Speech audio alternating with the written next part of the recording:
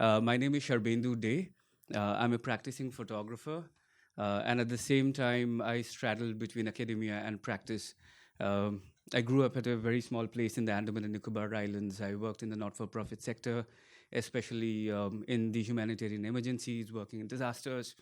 And I was kind of my ethos of working was trained while I was working with these not-for-profits as a program person of working with communities, the community's right to participation and stuff like that. Uh, but then I studied commerce, and then I came and did my postgrad in journalism from Delhi.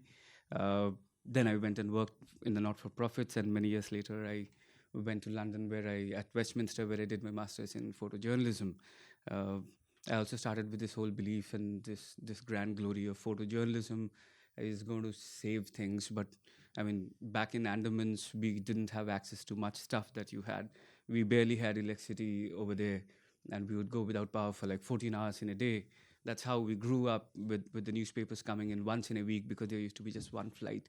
Now, uh, in the last odd years that I've been 8, 9 years that I've also been teaching photography uh, across various institutions as a visiting faculty, and also I could never take up full-time positions.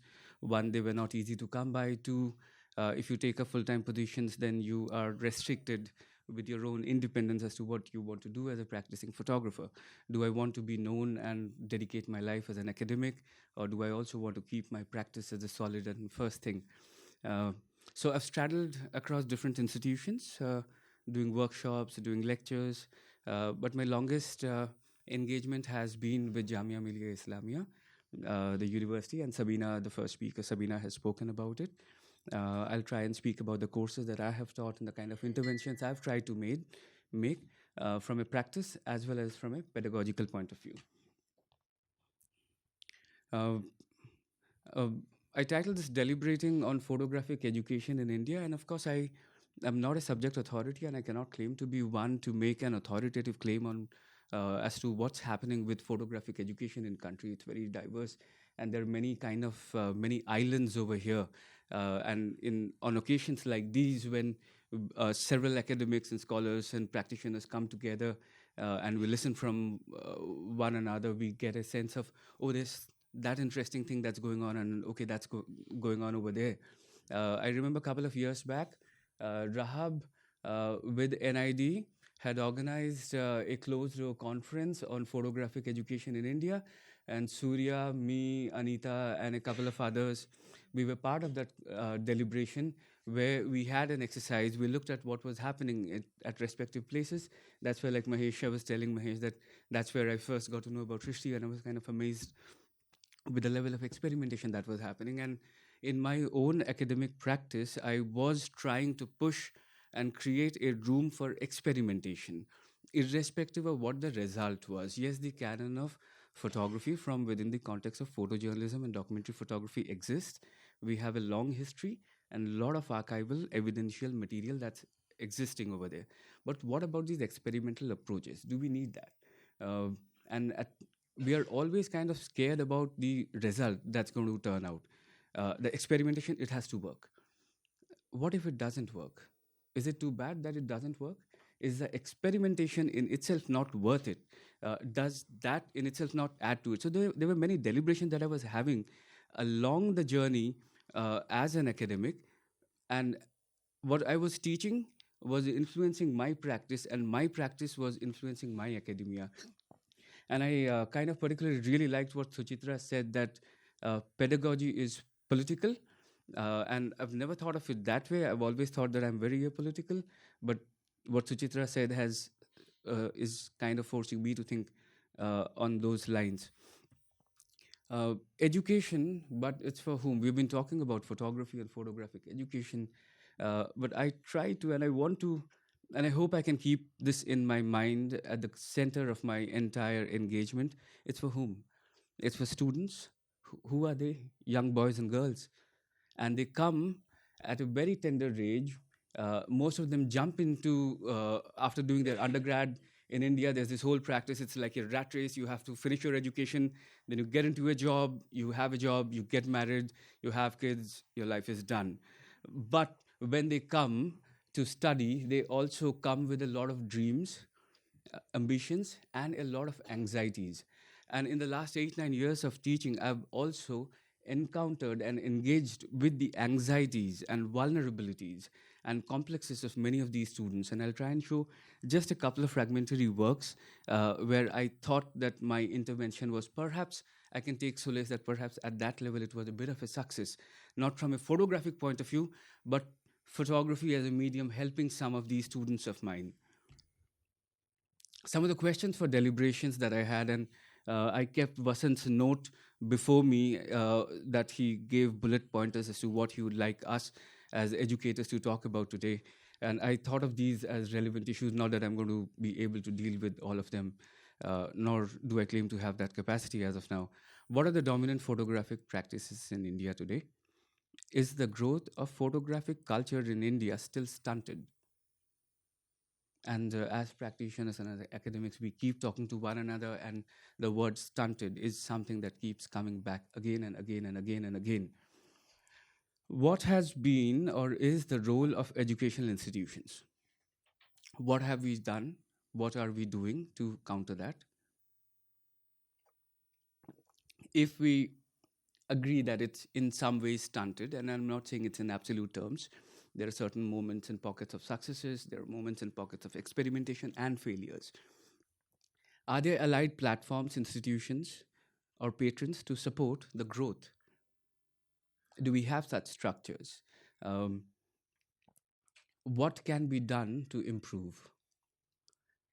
Can we put our students back in the center of our deliberations?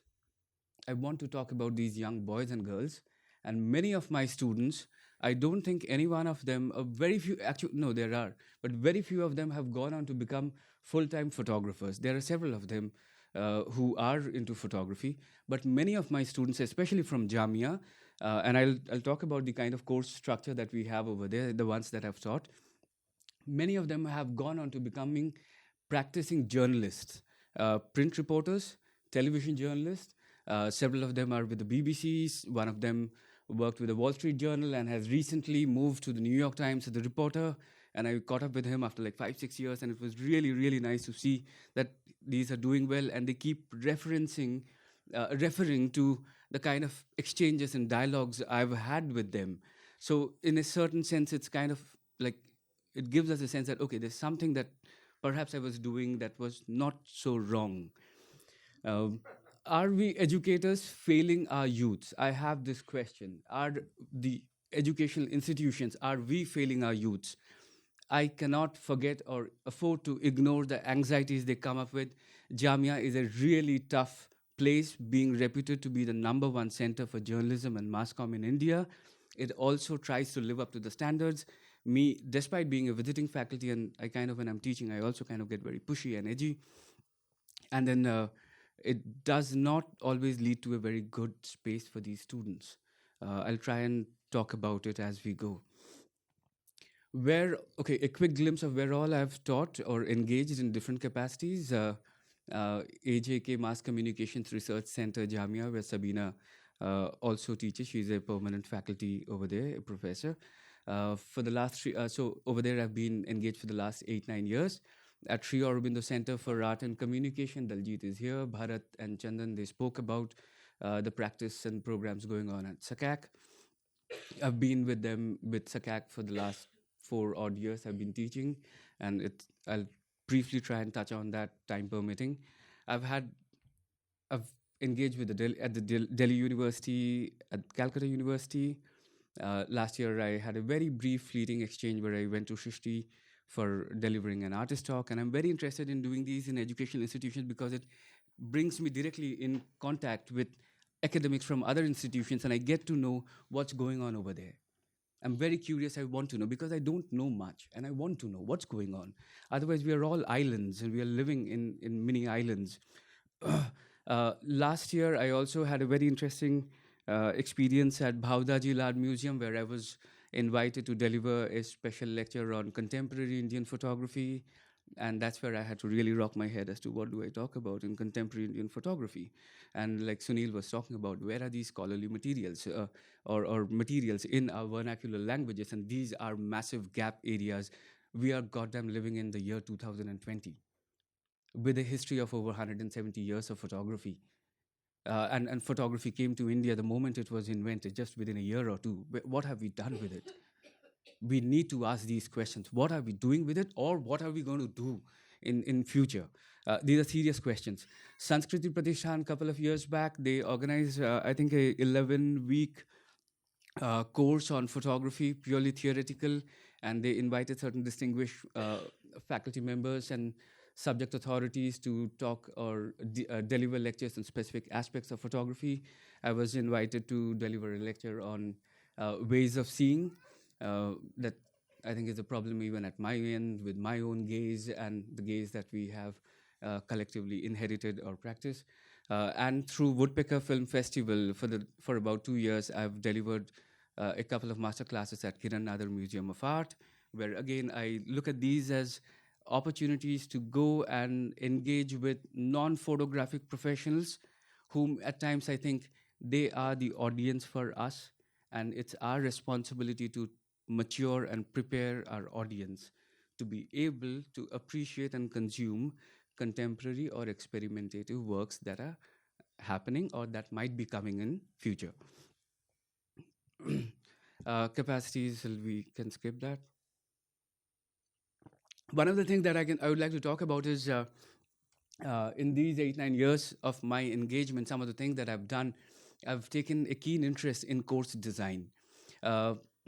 So around the year 2012, when I went and met the director of MCRC in Jamia, and he said they're looking for someone to teach, and I said I'm interested, and I requested, sir, can I have a look at your syllabus? And I had a look at the syllabus. This was for a master's program. The course is called MA in Convergent Journalism, which is a very successful course. It's very mixed media course. I'll go through the details of it. But the syllabus, it's a semester-based syllabus, and it had everything: wildlife photography, commercial photography, tabletop, definition of photography, history of photography. In a semester, at the master's level, you're trying to tackle all of it. Like, you want to fly wide, but there is no intent of going deep. And that's where I put up a request: is there room for me to revise the syllabus? He permitted. He said, all right, you propose something. I proposed, and that syllabus was finally approved by the university's academic council. And that's the syllabus that MA Convergent Journalism follows even till date. So that was in the year 2012. In the year 2015 and 16, MCRC had another course called MA in Development Communication, which is specifically a course, self-finance course tailored towards dealing with the needs, communication needs of the development sector, the not-for-profit sector. And that's, again, that was the place where the photography course was like in doldrums, and that's where, again, I was allowed to make an intervention in a certain very subtle way, and that syllabus was changed. In 2016, I was invited to Delhi University Course Designing Committee to relook and restructure the course, the undergraduate course in journalism and mass communication. And of course, my role was confined to looking at and examining the photographic syllabus over there. And I've got certain issues with the way these things happen, and I'll talk about it. At Sri Aurobindo Center, Daljit, as a director, she has always given me a very open hand. She and I engage in every year when after we have taught a course, she does a review, talks to the student, takes the feedback, then she sits with me, calls me over, and then we have an engagement. Anita has taught over there for many years. She was the director of the photography program there, and we try to make these improvements year on year. As we go through these experiences, we are trying to improve. Okay, now specifically about Jamia, the courses that deal with photography in Jamia MCRC, there is a MA Mass Communication, which is a 2-year program. They deal with photography, but as a component. There is MA Convergent Journalism, the course that I've taught and managed for the last 8 odd years. Last year was the first year that I didn't teach. MA Development Communication is another 2-year self-finance program where there is a photography component, and there is a postgraduate diploma in still photography. What does self-financed mean? Ram, these are basically the University Grants Commission doesn't give money to support these courses. These courses will have to sustain by themselves by raising money either through course fee or through other grant systems. And you know, the grant systems don't come very easily. But these are some of the challenges also. And these are things that we need to deliberate upon. specifically with regard to the point that I made, what have educational institutions done, and do we have patrons or supporters that can strengthen these institutions or newer institutions that are needed? Uh, in all these courses, something very particular is uh, that photography, even today, is only a fringe element. An institution like Jamia till date does not have a full-fledged course in photography, photojournalism, or documentary photography. Barring NID, we do not have a single institution, a university in India that offers a full-time master's degree. There are many students. My own younger cousin, uh, he wanted to study photography from Calcutta, and he asked me, where should I go? And I said, you should go to Pathshala. And so he's actually, he's over there. Uh, I couldn't say, and I said, you can go to NID, you can come to Sakak. These are the two places I can think of, but otherwise, then you go to Pathshala. I think you need to be corrected because Symbiosis, one school, they do offer now. It's a 3-year program. Yes. What I'm So there are two universities in Pune and in Goa which have huge faculties. Aditya, they have one school Goa, which is a full-time photography thing. In Symbiosis, photography again is a component. No, they have a 3 years now. In photography? Yeah. Ah, okay, so And so that's a recent thing. Vidyapeeth, absolutely state of art. Ah, okay, okay, all right. So see, these are the things that we don't get to know, and that's where But are these commercially based programs or traditional? One School Goa is commercial program. But Vidyapeeth and they are investing Commercial. in everything. And specifically what I'm emphasizing on, see, even in a place like Jamia, there were conversations about shutting down the dark room, that still photography course. It's a brilliant thing. And because it doesn't make money and it's difficult to sustain them, there were conversations about shutting it down. And then thankfully, I hope they've still retained that. Uh, and then we are constantly, these education institutions, we are constantly going into that commercial space because we are also perhaps feeling that pressure to sustain or to cater to the market needs. And one of the things that I had talked about with Sohail, when Sohail was kind enough to have this conversation, and one of my professors from Westminster, Ben Edwards, came, and we were having this conversation, and I categorically said that if universities do not support such experimental practices like darkroom and stuff like that, how can commercial institutions afford that? They absolutely cannot, because it's a pure money thing. Uh, all right, now in MA Convergent, I'll just skip through the course details of MA Convergent Journalism. But broadly, what happens is it's a semester based. So photojournalism is dealt with in the first semester, which is roughly a period of 3 to 4 months. And I was doing a vague calculation. So for teaching photography or photojournalism there, I used to get roughly around 36 hours per month. And in the entire semester, I did a calculation. It's roughly around 110 odd hours that you get. But then many a times it also gets reduced, because if your classes fall on holidays, then you lose those classes as well, and it can't be compensated because it's a jam-packed course. 6 days the course runs, and students are studying everything under the roof, from print journalism, radio, photojournalism, mass communication theory, mass media law, research methods, and different subjects. And they have to deal with all of these.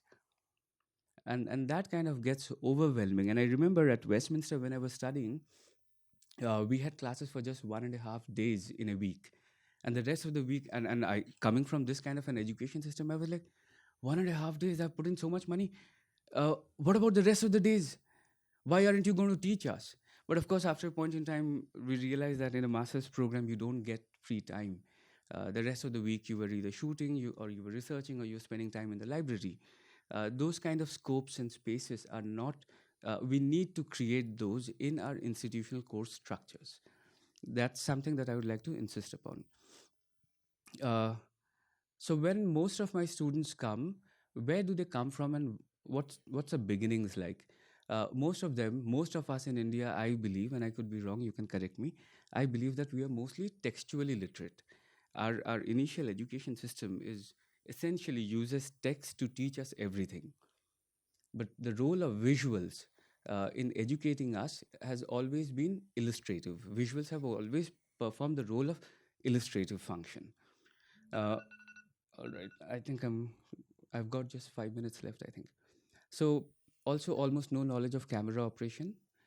It deeply, again, a personal opinion, a deeply corrupted sense of aesthetic. I think many of them bring, not all of them, but many of them bring, largely the effect of seeing and having access only to the mainstream Hindi cinema that they have. And that's a kind of visual culture, even our young uh, boys and girls, including us, we all pick up unless we start to find avenues from where we can get access to alternative visual mediums. Uh, the courses, during the courses, while I was teaching photojournalism and dealing with documentary practices, even from a theoretical point of view, even though the course structure was regimented, within that, I was thankfully given a certain free hand, and the authorities would not come and intervene on a day-to-day basis. So I created these scopes for creating room for conceptual approaches. If somebody wanted to explore a conceptual approach, provided they felt the need for it very naturally, then you can at least do that. And that creating that room for experimentation, that openness is very important. Otherwise, we are constantly confining them to photojournalism and documentary practice. And like Suchitra was also mentioning, and many others, that I mean, since the 1970s, we've been talking about things like compassion fatigue and overexposure to imagery and overexposure to images of war and suffering, and that those approaches are no longer as effective as they used to be. Now, the point of telling a story using photography is to communicate something to an audience. But if our audience has become apathetic to it or numb towards it, then is it not our responsibility as visual practitioners, but also as academics, to explore other avenues?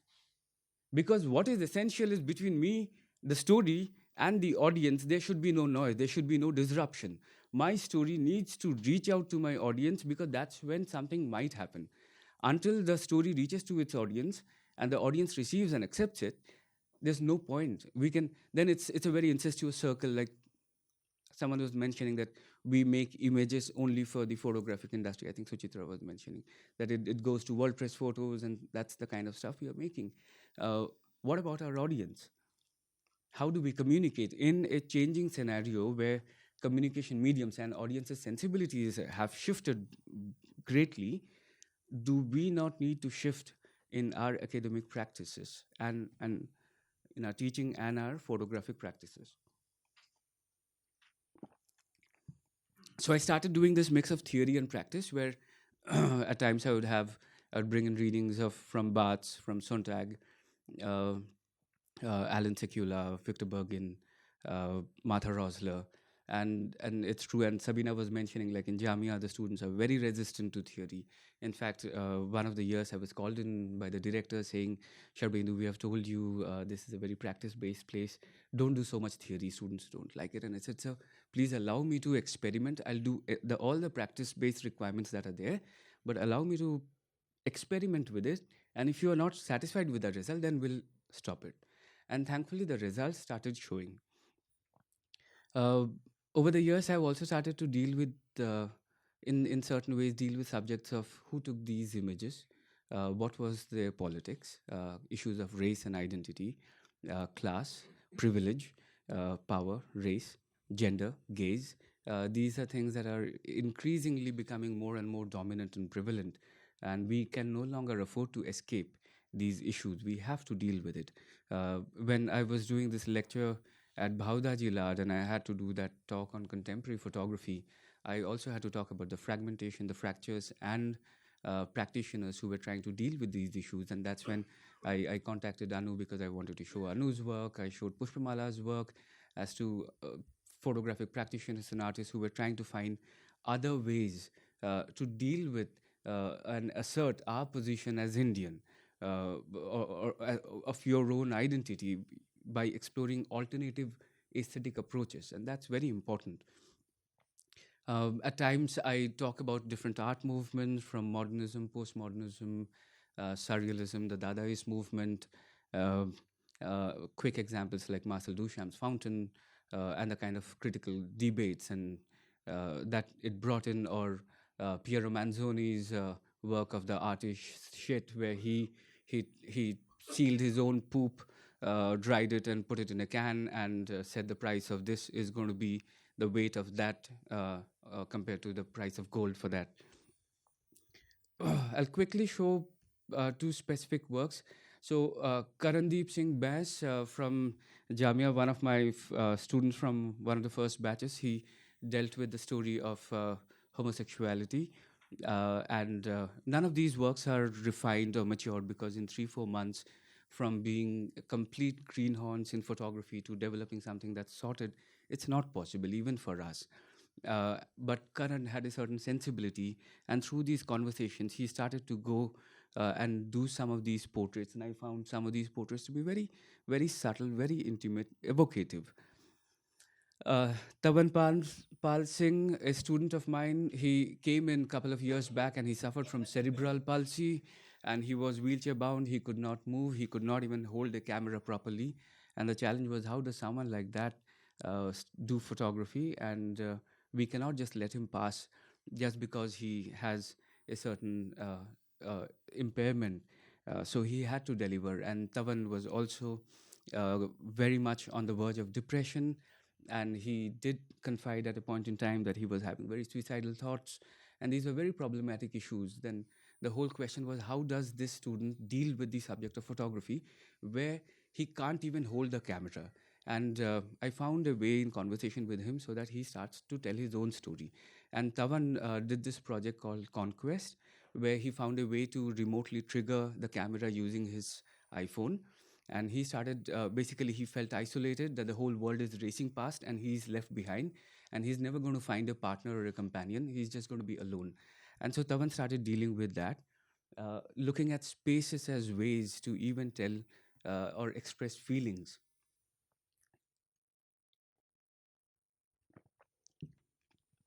This is Priyanka, who one of my students who was overweight, and she did this project called Size Plus. And she started partly photographing her own self. She went to the H&M store, dresses don't fit, and then also in that empty wide space that she's alone again. Uh, and and these are very important issues that the youth are going through, issues of loneliness, of anxiety, of depression. And can photography also be a way to help them cope with it? By doing these projects, they did find certain cathartic releases. And even though they have not gone on to become photographers, I do take solace, and I think that's very important, that they could find some help by engaging with the medium of photography, that in itself has to be worth something. A great hope fell, Sania Ashraf, dealing with the issue of depression again. And sometimes some of them have dealt with the issue of typologies, trying to say something. All right, I'll skip these. Problems with course designing, I'll quickly run through. Most of these courses that are designed many a times in several places are designed by non-subject experts, and there is no audit and reviewing system. We still don't have like a panel of esteemed subject authorities and esteemed practitioners from the industry who could be a part of the panel where you submit your course syllabus for reviewing or for their recommendation and advisory. These structures need to be brought in place. No established methodology for course designing. Course structures don't have periodical reviews and institutional mechanisms for recalibration of course timelines and syllabi. And I'm not saying this again like not a umbrella thing for everyone. I'm saying it from the experiences that I've had, what I've noticed. Uh, Operational challenges, too many things being crammed up under the pressure of UGC and government regulations, like I was mentioning, 6 days uh, going on, and students have no time to reflect or experiment or fail at all. There's no room or scope in our education system for failure.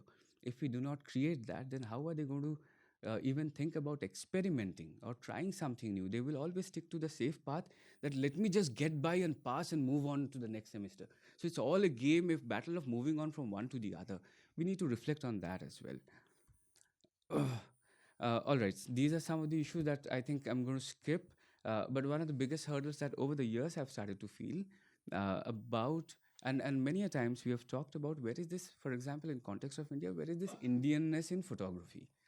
Uh, I don't think there can be one Indianness. I don't mean to prescribe to anything like that.